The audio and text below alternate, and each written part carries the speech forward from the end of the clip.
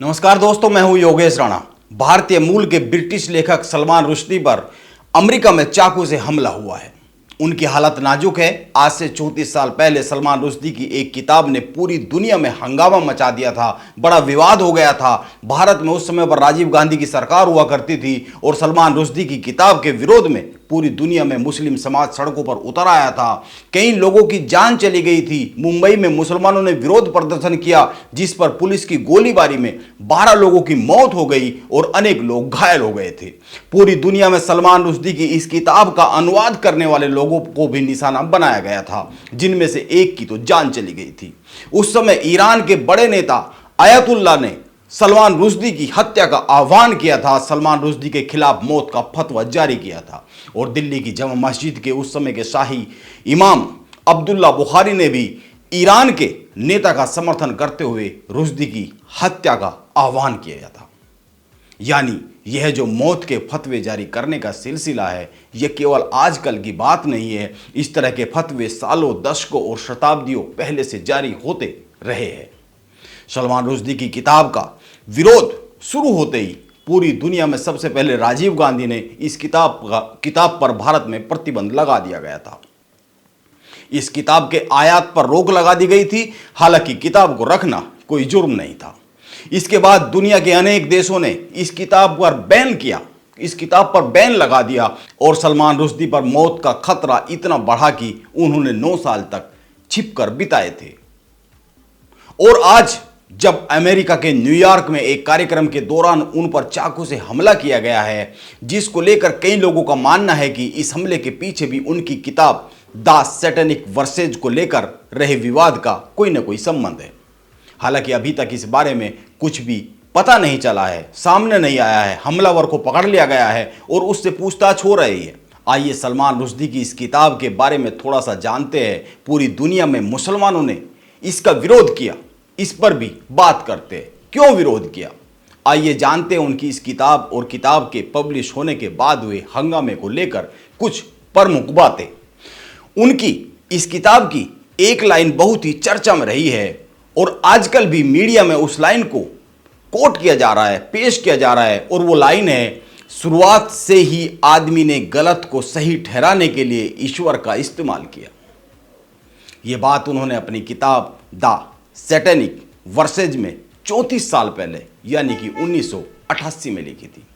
इसी किताब की वजह से सलमान रुश्दी पर पैगंबर की बेअदबी के आरोप लगे और किताब आने के 1 साल बाद 1989 में ईरान इस्लामिक क्रांति के नेता आयतुल्लाह ने उनके खिलाफ मौत का फतवा जारी कर दिया था। उनकी किताब पर आज तक बहुत सारी रिपोर्ट छप चुकी है। द सैटेनिक वर्सेज उपन्यास का हिंदी में अर्थ शैतानी आयतें हैं। इस किताब के नाम पर ही मुस्लिम धर्म के लोगों ने आपत्ति दर्ज कराई थी। सलमान रुश्दी आज 75 साल के हैं। वो मुंबई में एक कश्मीरी परिवार, मुस्लिम परिवार में जन्मे हैं। जन्म के कुछ सालों बाद ही उनका परिवार ब्रिटेन में रहने लगा। वहीं पर उनकी पढ़ाई लिखाई हुई और बाद में वो ब्रिटेन के नागरिक बन गए और धीरे धीरे इस्लाम धर्म से दूर हो गए। एक तथ्य यह भी है कि जब सलमान रुश्दी की यह किताब विवादों में आई तो भारत पहला देश था जिसने इस उपन्यास को बैन किया था। जो कि मैं कह चुका हूं, उस वक्त देश में राजीव गांधी की सरकार हुआ करती थी। इसके बाद पाकिस्तान और पाकिस्तान के बाद कई अन्य इस्लामिक देशों ने इसे प्रतिबंधित कर दिया। उनकी किताब के खिलाफ पूरी दुनिया में हिंसक प्रदर्शन हुए। फरवरी 1989 में मुंबई में मुसलमानों ने बड़ा विरोध प्रदर्शन किया। प्रदर्शनकारी मुंबई में ब्रिटेन के राजनयिक मिशन के बाहर प्रदर्शन करना चाहते थे। जब प्रदर्शनकारियों ने बैरिकेड्स तोड़कर आगे बढ़ने की कोशिश की तो पुलिस ने गोली चला दी। इस दौरान जमकर हिंसा हुई। हिंसक भीड़ ने भी पुलिस पर हमला किया और वाहनों और पुलिस स्टेशन को आग लगा दी गई। इस प्रदर्शन पर पुलिस की गोलीबारी में 12 लोग मारे गए और 40 से अधिक घायल हो गए थे।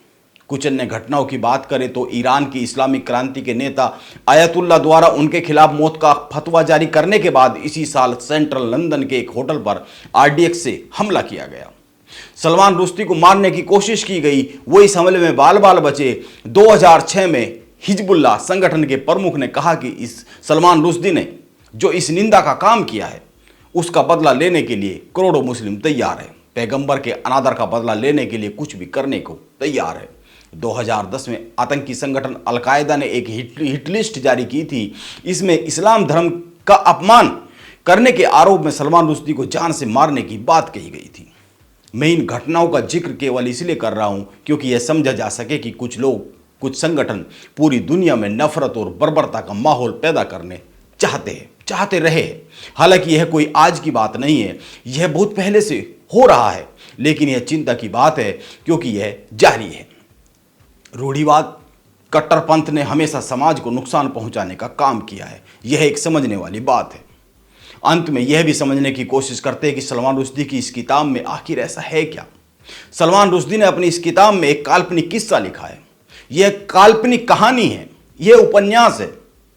इस किस्से को कम शब्दों में कहे तो किताब में किस्सा कुछ इस तरह है कि एक फिल्म स्टार जिब्रील और एक वॉइस ओवर आर्टिस्ट सलादीन एक विमान में यात्रा करते हैं। बीच रास्ते में विमान को आतंकी हाईजैक कर लेते हैं।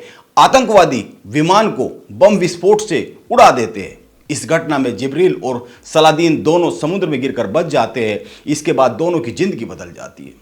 फिर एक रोज मोहम्मद साहब के जीवन से जुड़े कुछ किस्से पागलपन की ओर जा रहे जिब्रील के सपनों में आते हैं।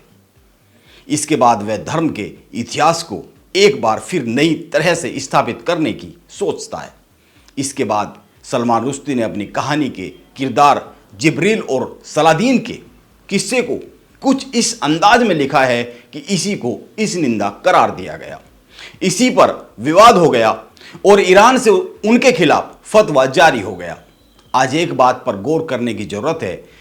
इस घटना को देखते हुए, जबकि उन पर अमेरिका में हमला हुआ है और वो जिंदगी और मौत से जूझ रहे हैं, वो चिंताजनक हालत में है, इसीलिए एक बात पर गौर करने की जरूरत है। यह साल 1989 की बात है। 1988 में एक किताब आई है और 1989 में एक साल बाद ईरान ने उनके खिलाफ मौत का फतवा जारी किया था। बहुत सारे मुस्लिम देशों ने जिसका समर्थन किया था, बहुत सारे मुस्लिम धर्मगुरुओं ने जिसका समर्थन किया था। आप गौर कीजिए, ईरान और इराक के बीच में 1980 से 1988 के बीच में 8 साल तक जबरदस्त जंग चली है। सोचा जा सकता है कि 8 साल की जंग अगर कोई देश लड़ता है तो उसके नागरिक किस हालत में होंगे, उसके नागरिकों का मनोविज्ञान क्या होगा, साइकोलॉजी क्या होगी, उनके नागरिक किस हाल में होंगे उस देश के जिस देश ने 8 साल तक जंग लड़ी हो। और जैसे कि एक लाइन सलमान रुश्दी साहब ने अपनी किताब में लिखी है, शुरुआत से ही आदमी ने गलत को सही ठहराने के लिए ईश्वर का इस्तेमाल किया है। आप दोनों घटनाओं को जोड़ के देखिए, यह एक समझने वाली बात है। अब सलमान रुश्दी वेंटिलेटर पर है और बोलने में असमर्थ है। मीडिया रिपोर्ट बताती है कि उनका लीवर डैमेज हो चुका है और उनकी एक आंख की रोशनी भी जा सकती है।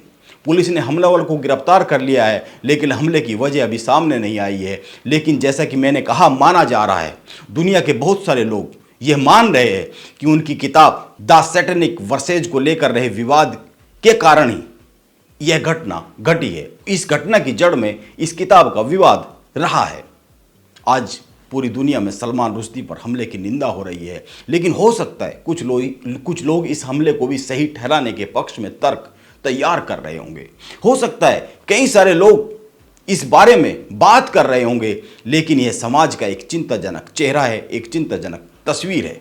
यह एक मानने वाली बात है। नमस्कार, आप बने रहे मेरे साथ।